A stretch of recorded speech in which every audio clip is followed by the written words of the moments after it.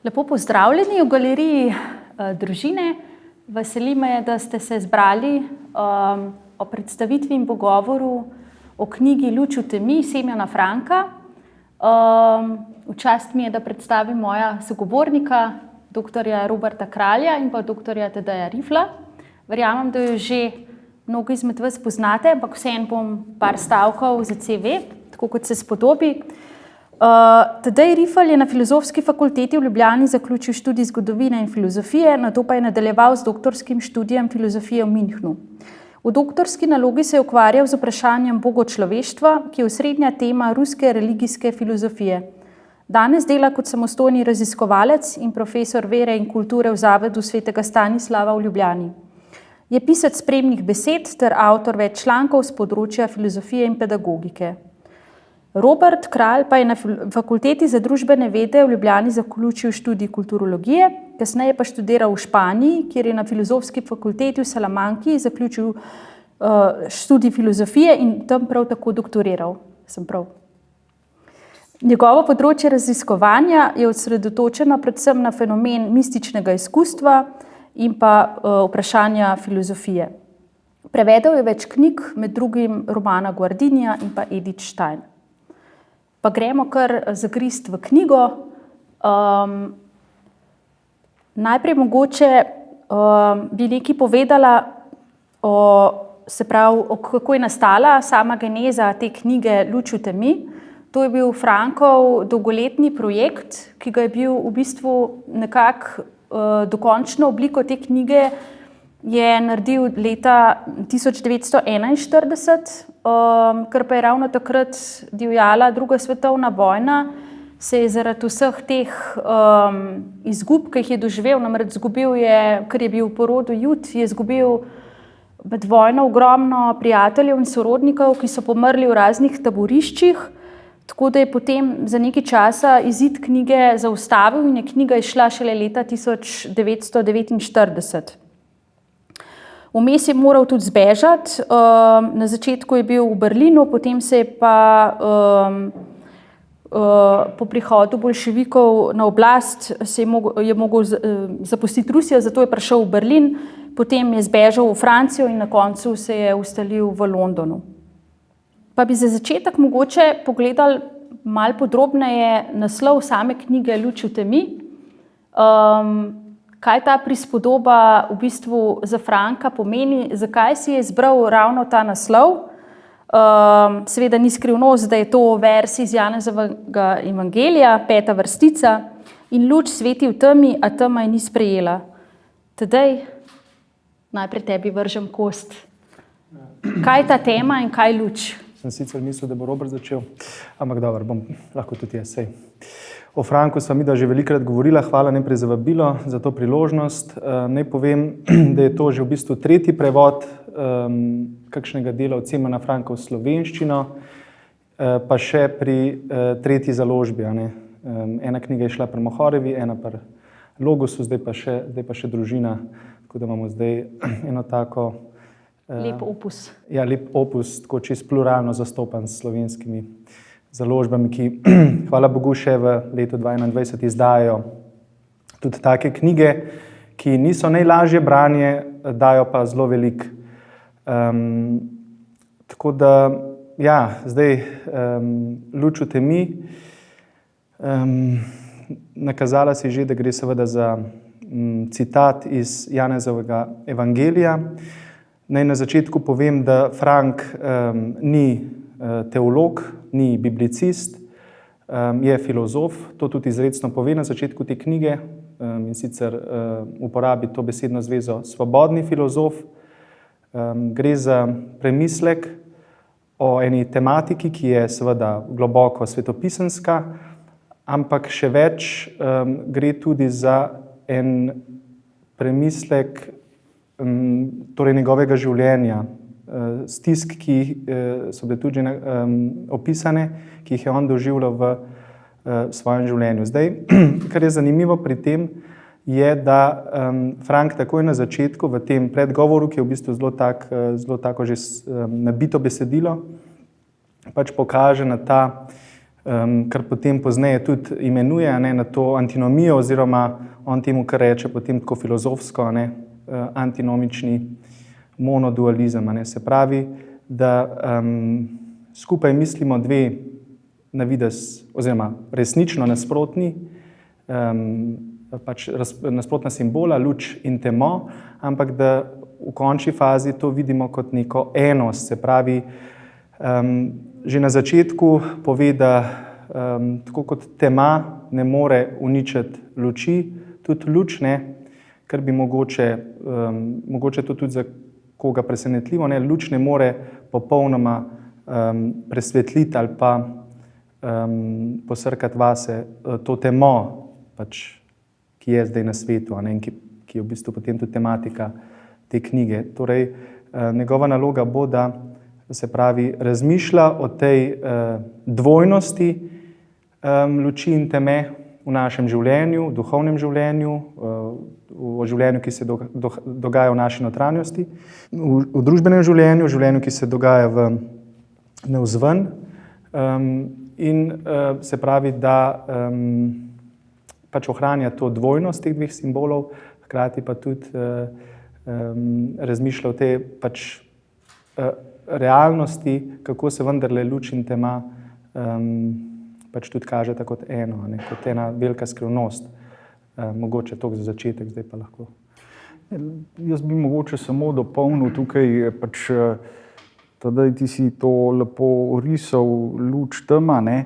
Tukaj gre preprosto mogoče samo še to povedati, da ta simbola ubesedujeta dve resničnosti, ne. Tukaj je pač Bog, ne, prisotnost Boga v svetu in hkrati prisotnost zla, ne. In to se nam težko to spravimo v eno tako soglasje, ne. Zato je to, bi rekel, ta antinomija, ne, ali pa ta izraz, kot ga je tedaj uporabil, antinomični monodualizem, ne.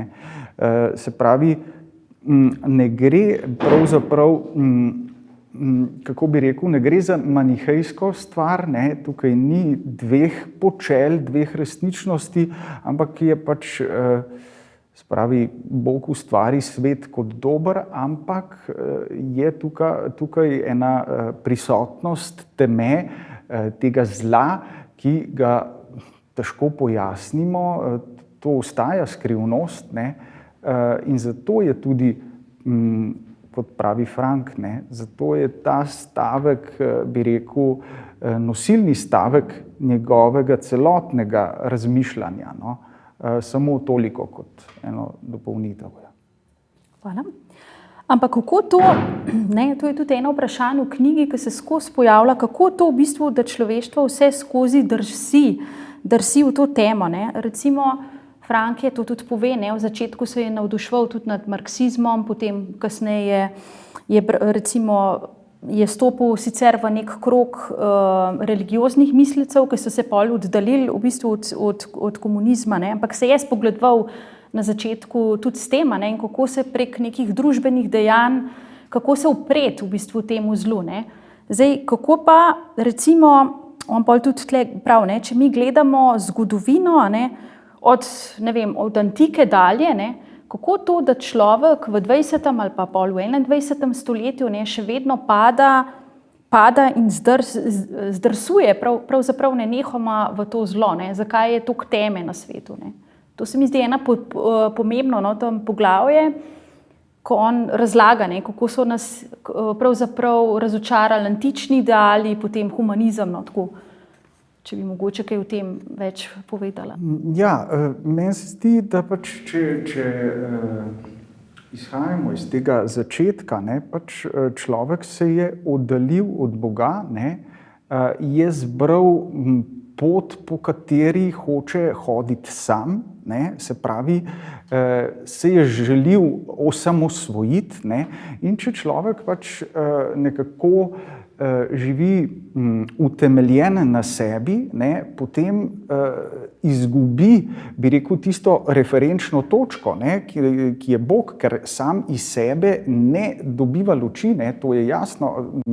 Se pravi, Bog ustvari človeka, ne, to je ta, bi rekel, In človek živi iz tega božjega življenja. Ne? In zdaj vidimo, da vsi ti sistemi, svetna znanost ali kakorkoli vednost, modrost in tako naprej, pa vztrajata na tem, da je človek avtonomen, da je človek neodvisen in iz tega potem težko v bistvu vedno znova drsi v zlo.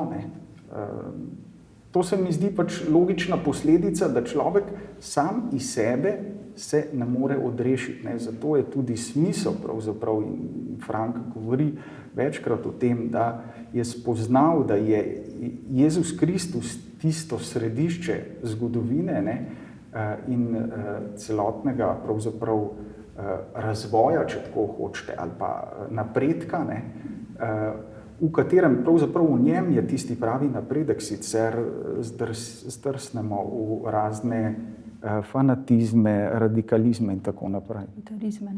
Tako, ja. Če mi dovoliš en odstavek, no? Takole piše, ne? Kar se je še pred 40 leti, deloma celo še pred 10 leti v evropskem človeštvu, vzgojenem na načelih antične kulture, krščanske zavesti in velikega humanističnega gibanja nove zgodovine zdelo popolnoma nemogoče, suženjstvo v veliko okrutnejših oblikah, kakor v starih časih, množično iztrebljanje celih narodov, ravnanje s človekom kakor živino, cinično zaničevanje najbolj elementarnih načel pravice in resnice, se je udejanjilo s presenetljivo lahkoto. Tako imenovani kulturni človek je nenadoma postal varljiva prikazan.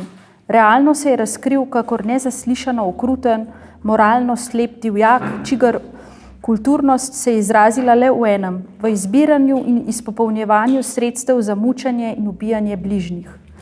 Ne, tukaj se seveda govori v tem kontekstu, kar se je dogajalo, ne, v drugi svetovni vojni. Ne. Ja, v bistvu to vprašanje, ki ga Frank tukaj načenja, je, kako je mogoče, ne, da z vsem tem napredkom znanosti, tehnike, kako kljub tej humanistični ideji, se pravi človekovega dostojanstva, ne, o kateri je bilo veliko govora, o kateri je bilo od humanizma in renesanse naprej veliko napisano, pa potem tudi nekako razsvetljenstvo, ki je poudarjal tudi te pravice in tako ne. Kako je mogoče, da pol pride do takega zla, do take okrutnosti? Frank je bil en velik iskalec. Ne?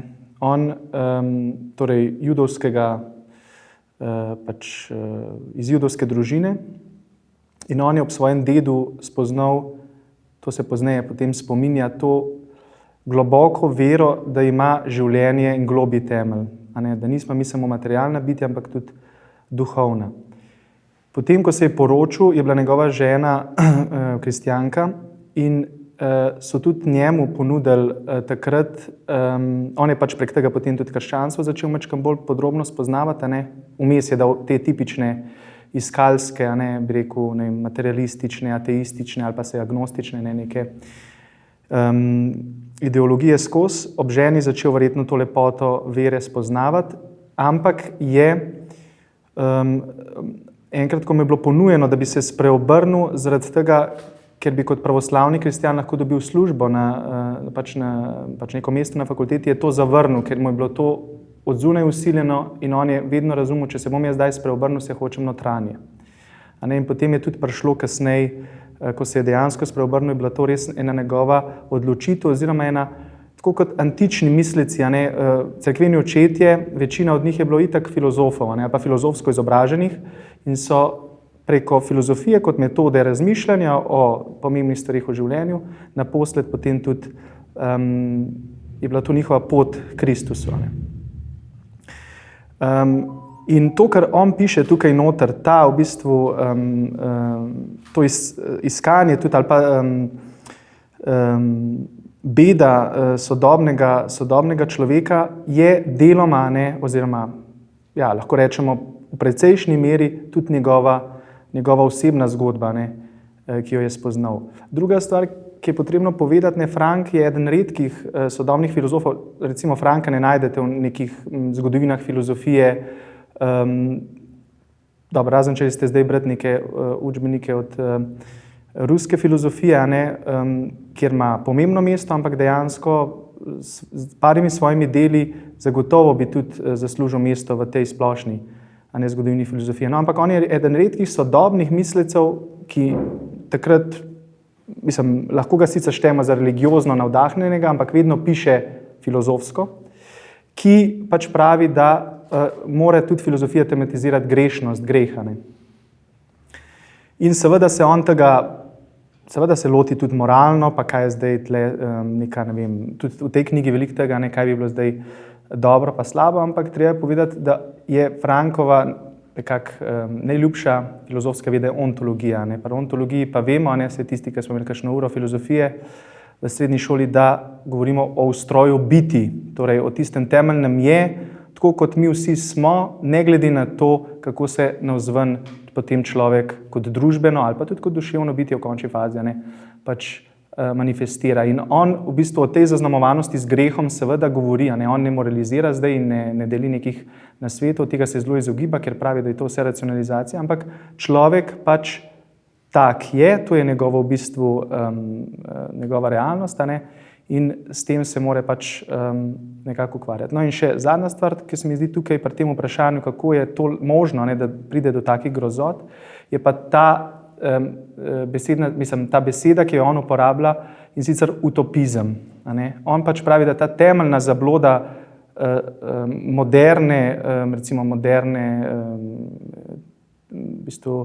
modernega razumevanja človeka, ki gre pač vse pored, še zdaleč ni samo filozofska tema, tudi v filozofiji se kaže, ampak se kaže predvsem tudi v kulturi, je pač ta vera v to, da je človek po naravi pač dober, to pa Rousseau recimo najdemo.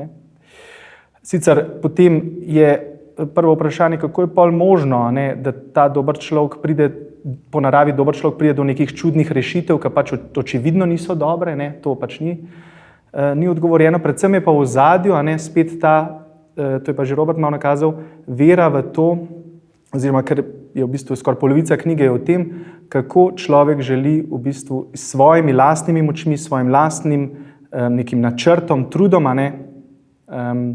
pač postaviti Božje kraljestvo na zemlji, in v bistvu hoče doseči, mislim, da ima tam en citat od Pascala, doseči angele, ampak kar se pa na končni fazi manifestira, je pa bližje hudiču. In to je vse tudi posledica tega, te temeljne zavesti, da v bistvu tema ima realnost v tem zemeljskem življenju, seveda pa ni zdaj tema edina resničnost, je pa še tudi resničnost luči. Tako da to, kar on govori o tej v bistvu utopistični, on pač kar reče zablodi sodobnega človeka, je ravno to, zdaj bomo pa mi iz lastnih moči naredili tukaj si tak svet, ki bo popoln na zemlji, in temu on pač skozi celo knjigo vehementno pač nasprotuje. Ti si že prej omenil, Robert, to, da se človek ne more sam odrešiti. In ko si rekel, da je Pascala citira eno zelo dober stavek od Solovjova. Človek je opica in mora zato dati dušo za bližnjega. V bistvu po vsej tej, rekla, materialistični Darwinovi teoriji, kakor tam Frank razlaga, ampak ljudje imamo še kar naprej, se mi zdi, to neko, bom rekla, nekak ta aktivizem vse, in tudi mislimo, tudi kristjani, tukaj se po mojem ne moramo slepiti. Vprašanje, imamo kristjani res prvo, da nas Bog odrešuje in dela v nas, ali kako, in tudi on se v bistvu pol naprej v knjigi sprašuje, kaj zdaj, ali bodimo tako, kakor na vzhodu, ker so pravoslavni, ki se zelo osredotočajo na to, rekla, notranjo plat tega izboljševanja oziroma izpopolnjevanja, to tišijo mogoče, in na zahodu, ker imamo pa ta drugi pol, ki hočemo pa pač družbo izboljšati razmere in tako naprej. Zdaj, kako se pol to manifestira? Smo mi uspeli v bistvu potem s tem aktivizmom smo kaj dosegli, no? Ja, to je pač po moje problem celotne sodobne družbe, ne? In pa ne samo sodobne. Se pravi, takoj, ko se človek loči od Boga, ne? Tukaj moramo pač izhajati iz razodetja, ne? Ker imamo dve poti, ne, kako bi rekel, dva načina razmišljanja. Eden je pač svetni način, ne, in ta izhaja iz človekovih zmožnosti, ne, drugi je pa ta, ki te zmožnosti presega, ne. In zdaj problem ravno, se pravi, ko človek ne, z novim vekom, se pravi kriza humanizma, takrat se človek odpove Bogu, enostavno razodetje postane eden izmed načinov bivanja, ne, izmed mnogih, ne, kar je za kristjana pač nesprejemljivo, ker kristjan živi iz te skrivnosti, ne, in se odloči, da bo bival utemeljen na sebi, ne. In iz tega nujno privede do vseh teh deviacij in zlomov, ideologij in tako naprej. Ne. Mogoče sem še hotel kaj povedati, ampak mogoče tedaj ti... Zdaj Frank, ker je bil na tej tako imenovani 22 leta ladji filozofov, pa ni šel recimo v Francijo kot velika večina, pa sta šla z Berdjajevim v Berlin.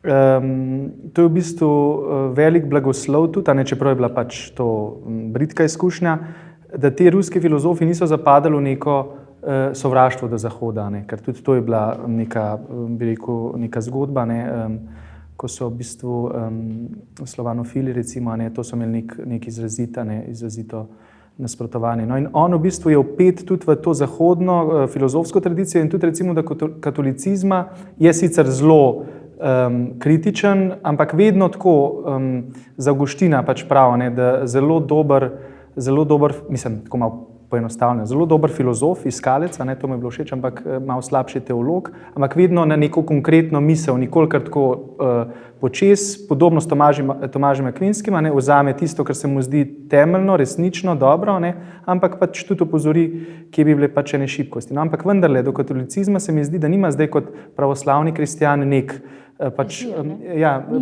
preziral, in zato se je zavedal tega in to je spet ta dvojnost, ki jo v bistvu hoče misliti kot, oziroma ki jo v bistvu se mu razodeva kot enost. Center on postavi v ljubezen. Ljubezen mu je tista temeljna človeška kategorija, ki to, kar je nevidno, povezuje s tem, kar je vidno. Torej, Božje življenje z nekim človeškim življenjem. In on veliko govori o prosevanju, ko Bog proseva skozi človeka, ker v drugi knjigi, Bog z nami, zelo tematizira to, da Bog v bistvu živi v nas, v bistvu so mu blizu tudi te mistiki, to bi Robert znal veliko več povedati od mene. In tukaj on vidi v bistvu to, se pravi ta začetek tega resničnega aktivizma, ki ni ločen od izvira. Imamo pa seveda tudi drugo skrajnost, ki jo tudi tematizira, bi bil pa nek spiritualizem, ki bi recimo nad nekim zlom, ki se ukvarja v svetu, bi rekel, se bom od tega odmaknil. On celo, to je v bistvu zelo drzna teza v tej knjigi, on celo reče, včasih je potrebno, to je dobesedni stavek, včasih je potrebno tudi ubijati, če je to v kontekstu, se pravi, storiti uboj kot manjše zlo, da preprečiš večje zlo. Recimo vojna je en tak tipičen primer. Nekdo se bo mogel še vedno soočati s tem zlom uboja, ampak vendarle, pač, kakor se čudno sliši, ampak ni vsak uboj enak. No, in, če se ne motim, samo zaradi tega tudi niso hoteli objaviti, pravzaprav zaradi teh antipacifističnih teženj, takrat knjige. Ja, to sem brala. Ja, tako To da, ravno, kar si a ne, omenil. to je pač ta njegova svobodna filozofija. Pač on se v bistvu ne ozira zdaj, komu bo všeč, komu ne bo všeč, a ne, ampak v bistvu gre v tem mišljenju. No in zdaj ta ljubezen, ki proseva, pač Bog, ki se v bistvu razodeva tudi v človekovem življenju, a ne, je v bistvu tisti začetek, ki nas seveda sili, ta ljubezen v nas sili, da to razodevamo naprej. In recimo, on da zelo velik poudarek na te tudi logione, na Jezusove izreke, ne veliki iz svetega pisma, pač iz Nove zaveze citira, no, in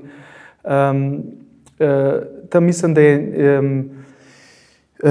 en logion, mislim, da je, kdor je videl brata, ne, pač s to ljubeznijo, s to v bistvu, to bogopodobnostjo, ne, je videl v bistvu mene, ne. Če ti človeka v bistvu vidiš v tej resničnosti, a ne, ali pa podobno pa imamo tudi v evangelijih, a ne, če ste to storili enemu izmed najmanjših, ne, ste pač to meni storili. In on v bistvu on vidi to temeljno povezanost razodetja, Božje ljubezni do človeka in seveda človeške ljubezni do sočloveka. In zdaj ta aktivizem pri njemu, on v bistvu reče, ja, oboje, in notranje življenje, in neka dela, a ne, ampak seveda spet utemeljeno v tej naši, ja, filozofsko rečeno, v biti, ne, lahko pa tudi rečemo pač v našem duhovnem življenju. Ne. V bistvu on, mislim, da tam vmes ima tudi en tak, ama celo izraz politika ljubezni, mislim, da ima. A ne? In to spet lahko kdo reče, ja, politika, ne, to pa res se ne smemo mi mešati, ne. Ampak ne, on da v bistvu čisto na drugo perspektivo, na eni drugi ravni to razume in potem je možno govoriti o politiki ljubezni. A ne. Ja, ni se bal, ne, v bistvu ne tega, da se kristjane tudi o tem govori, ne, da je popolnoma legitimno, ne, da se pač ukvarja s politiko tudi, ne.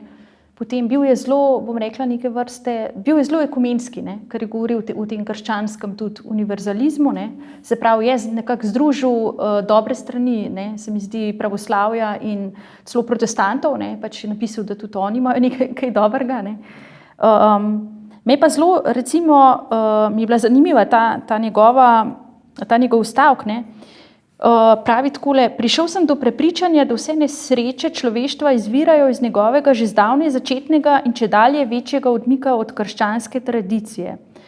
No, to sem se pa spomnila, ko je imel Andrej Capuder, mogoče se ga še spomnite, imel eno zelo zanimivo predavanje z naslovom, če je bila Evropa sploh kdaj krščanska, ne. In v bistvu sem se potem, to sem se spomnila, no, ob branju Franka, ne, recimo, zakaj smo mi te korenine krščanske pravzaprav tako zlahka pokopali? Zakaj si jih ne upamo niti v ustavo EU-ja, naprimer, napisati?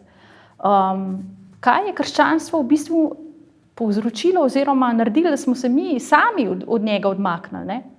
Ne moramo zdaj v bistvu kriviti nekoga drugega, ne? Ja, zgleda, da se nekaj v nas samih dogaja, da je v nas samih problem, ne.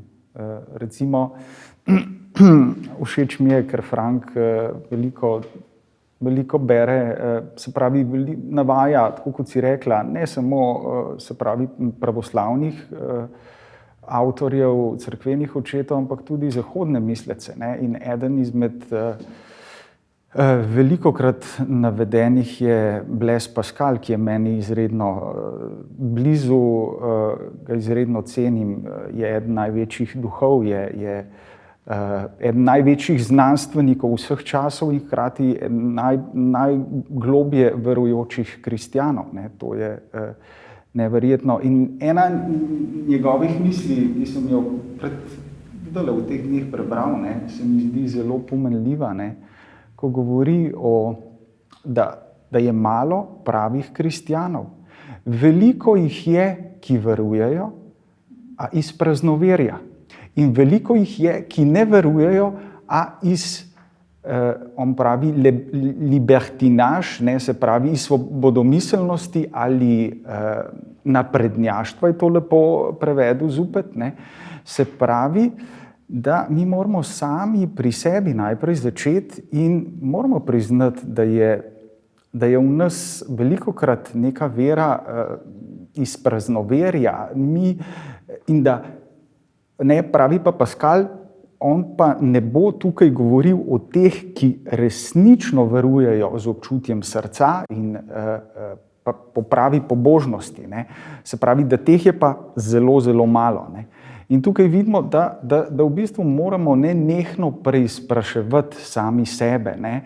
In tudi razmišljati, se pravi, reflektirati nenehno tudi delovanje naše cerkve, s tem mislim cerkve kot vesoljne cerkve, hkrati tudi slovenske cerkve, preprosto nenehna ta metanoja, nenehno spreobrnjenje, ta pogled, ne, in seveda, ne, recimo meni zelo blizu Guardini, ne, vedno pravi, ne, da navaja apostola Pavla, ne, vi pa imate Kristusov ne, se pravi, vi niste pravzaprav od sveta, ne, ste v svetu, ampak niste od sveta in zato se mi zdi pomembno vedno, bi rekel, to preizpraševati v luči Kristusa, ne. In od tam pravzaprav lahko potem najdemo tudi en odgovor, eno pot, ne, iz naših stisk in problemov. Ne. In tudi odgovor na sodobnost, ker problem sodobnosti je ravno to, da je zaprta v svet. Ne. Se pravi, to je ta antinomija. Ne. Seveda, svet je pomemben, znanost je pomembna, svetna modrost, vse to, ne, kultura in tako naprej, ampak druga razsežnost je duhovna razsežnost, se pravi razodetje, vera, ne, in zdaj, glejte, saj vidite, kakšne deviacije se dogajajo, če pogledate samo na področje teh, se pravi, teorija spola in tako naprej, ne. To je zaradi tega, ker smo povsem zaprti v zgolj in samo človeško. Ni pa tega, kar Frank nenehno ponavlja, ne, ta bogočloveškost. Ne. Naš človek, ne, naš izvor je bogočloveški in ne zgolj in samo človeški, kot bi rekel Nietzsche. Ne. Se pravi, to se mi zdi tisto ključno. Ne. Ali pa druga Pascalova misel, ne, eno, da sta, se pravi, dve skrajnosti sta, ne, eno je izključevati razum, to je to, kar bi si ti prej rekel lepo spiritualizem, ne, mi bomo zdaj samo duhovni, nas sploh ne zanima, ne, kar je svetnega, ne, to je ena skrajnost, ne, druga skrajnost je pa samo, pa priznavati samo razum, ne, to je pa razsvetljenstvo in vse pač, kar temelji na razumu, ne. Ne gre za eno ali drugo, ampak oboje hkrati. Tadej, ja bi se strinjal, tukaj že Robert nakazal, da pa to, o čemer Frank govori, da je v bistvu zgodovina nek bogočloveški proces, ki pa v bistvu Urša Zapukovec je napisala spremno besedo v knjigi in zelo dobro na koncu potem tudi izpostavil oziroma zaostri to vprašanje, ki ga tudi Frank pušča odprto, ne. Ni zagotovljena, ne, zmaga luči nad temo, ne. Se pravi, vsak rod, vsak človek se more boriti na novo, ne, oziroma vsak dan znova, ne. Ona potem tam tudi zariše, ne, neke probleme, v bistvu, ki se že dogajajo, malo, ko si ti rekel, ne, teorija spola, v bistvu lahko krovno bi temu rekli neke težnje transhumanizma, ne, se pravi, pravzaprav, da se pa osvobodimo, ne, človeškosti, ne, oziroma spet sami pravzaprav postanemo bogovi, ne. Ja, zdi se zdaj v tej simboliki luči in teme, drugače je zanimivo, no, da imamo lih v velikem tednu zdaj ta pogovor.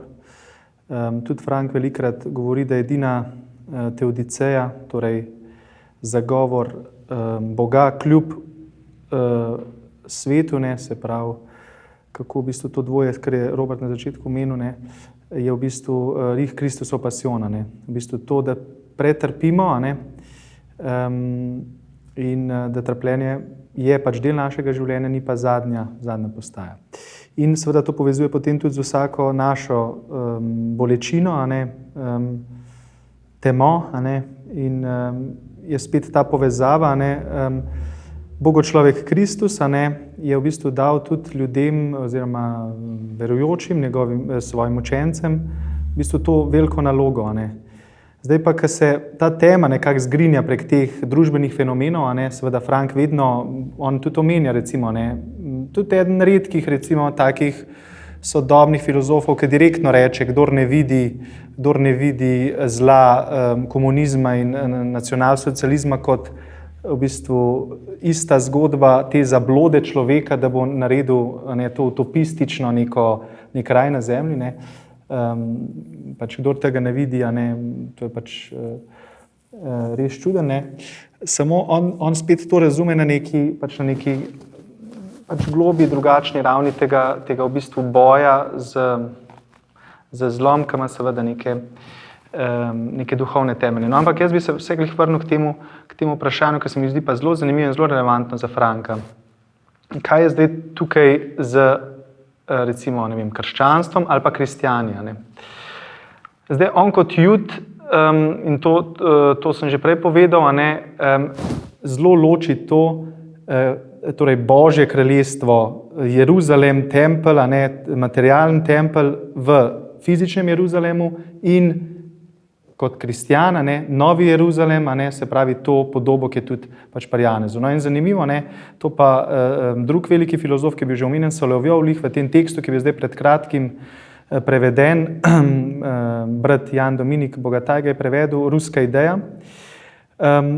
Da zanimivo primerjavo, jaz tudi prej nisem bil toliko na to pozoren, kako se konča judovsko svetopismo in kako se konča krščansko svetopismo. In je lih ta podoba fizičnega Jeruzalema in pač Jeruzalema pač ob drugem Kristusovem prihodu, pač nova zemlja, nov svet. In tukaj je ta boja, kje hočemo zdaj mi v bistvu dati eno mesto, recimo tej resnici in tako naprej. Se pravi, boj med kraljestvom pač na zemlji in kraljestvom pač v nebesih. To je prva stvar, ki jo tako tematizira, in če damo preveč fokus v to, da bomo zdaj naredili je seveda neka deviacija. Potem drugo, kar je tako zelo v bistvu tako psihološko dejstvo, ki je večkrat, to nam je znano, ampak se Frank tudi s tem ukvarja, je to, da mi religijo sodobno razumemo kot en delček ene celote. Se pravi, v nedeljo hmaš, zvečer molitve in tako naprej, ampak potem je pa še služba, pa družina, pa prosti čas in tako naprej. Če se slučajno spomnimo na Boga, toliko boljš, če se ne, pač tudi v redu. In pač neka razpetost taka temeljna, da religijo ne bi doživljali kot del, ampak v bistvu kot neko sonce, ki žar, ki pač proseva skozi pač celotno naše življenje. Tretja stvar, ki jo pa tako v bistvu malo švrkne, kristjane v razumevanju, je pa to, da mi krščanstvo, in to je spet to v bistvu vračanje nazaj k postavi, razumemo kot neka popolna postava ali pa neka popolna morala. In da zdaj v bistvu cilj krščanstva je biti moralno popoln. On večkrat reče, cilj krščanstva je biti podoben Bogu, in to govori za posameznika. On ne govori tako za neko celoto, ampak skozi posameznike, potem se pa seveda lahko tudi pač gradi ta celota, in seveda tudi Jezus ni prišel soditi, ampak je prišel odrešiti človeka. No, in to sta spet dva principa, ki jih lahko živiš tako, in se v bistvu obremenjuješ lahko sam s seboj, potem pa tudi druge obremenjuješ z nekim moralizmom, ali pa v bistvu spreminjaš pač svoje lastno življenje. In date me en zelo dober primer, med tema dvema načinoma, to bi še vsak otrok razumel. To je tako, kot da bereš navodila o varnem plavanju, da se ne boš utopil, in jih upoštevaš in se pač ne utopiš, v redu. On pač ne pravi tega, zdaj Kristus ni odpravil tazga načina mišljenja, kjer je pač nek zakon, neko pravilo. Ampak čist drugo pa je, če se ti dejansko enkrat znašel v situaciji, ki si se utapljal, in te je nekdo prišel rešiti in te je v bistvu na lastnih rokah ponesel ven iz ene v bistvu izgubljene situacije. To se mi zdi taka stvar, ki jo vsak razume. No, pa še eno stvar sem se spomnil, ko Eckarta citira, tudi če si ti v takem globokem zamaknjenju, to je tudi tipično Eckarta, v takem globokem zamaknjenju, da v bistvu vidiš Boga, da imaš v bistvu to mistično izkustvo, pa če te tam dol na zemlji nekdo prosi za kozarec vode in če ne prekineš te svoje kontemplacije in ne greš in ne daš tistemu kozarec vode, potem je to v bistvu ni veliko vredno. No. Spet ta v bistvu aktivizem skozi ljubezen do bližnjega. Vedno konkretno, se pravi, Bog govori meni in v meni vzbuja to ljubezen, njegovo ljubezen do sveta, do mene samega, do sveta in potem to me potem nagovori. In zanimivo je, da potem popolnost pride kar samo od sebe. On da sicer ta primer, sicer ne vem, če je čisto zgodovinsko točen, Frank zna biti včasih majčkeno tako, vidi se, da je veliko stvari prebral, pa to samo lahko, da bi se tam kakšen najdel, ki bi kakšno ta zgodovinsko oceno malo popravil. On recimo reče, vse mogoče v fundamentu drži, da suženjstvo se je v bistvu s krščansko spodbudo spremenilo, zato ker so enostavno kristjani med seboj živeli ene čisto osvobojene odnose. In kar naenkrat je postalo suženjstvo nekaj čudenega. Deloma verjetno res tako, da je v bistvu to bila neka energija, ki se je širila, deloma je bilo pa tudi seveda potrebno, da ste imeli tudi potem neke krščanske vladarje in ljudje na nekih funkcijah, ki so tudi dejansko po mizi udarjeni in rekli, da tako naprej več ne gre, ali pa neke cerkvene vodje. Pa mi dovolite, da zaključim še z enim stavkom, pa bi pa kar odprli debato, da ne bomo samo mi trije se pogovarjali. Takole pravi Frank: Božja vsemogočnost ni zunanja moč, ki nasilno vdira v svet in ga premaguje. Nasprotno, na človeško dušo in prek nje na svet deluje od znotraj, v obliki milosti, prenikajoče v globine duše, ki se izproščeno odpira. Vsemogočnost, zmaga nad svetom, oblast na nebu in na zemlji, vse to so pojmi, ki jih ne smemo mešati ne z grobo fizično silo, ne s tiransko oblastjo. Primerjati jih je mogoče le z nepremagljivo močjo očaranja, ki navda človeško srce. Stari modrec Aristotel je to razumel, ko je rekel, da Bog premika svet tako, kakor predmet ljubezni deluje na ljubečega, namreč da ga privlači k sebi in prevzame njegovo srce. Toda če Božja vsemogočnost deluje v obliki milosti, ki se širi v človeško srce, se problem realnosti ali efektivnosti Božje vsemogočnosti omeji na zadnjo nerazložljivo skrivnost človeške biti, skrivnost svobode. Hvala obema, hvala vsem, ki ste prišli. Hvala tudi vama, da ste se odzvala povabilu. Vabljeni k branju knjige. Danes imate, mislim, da knjigo po akcijski ceni, če bi jo želeli kupiti. Tako da lep večer še naprej. Hvala.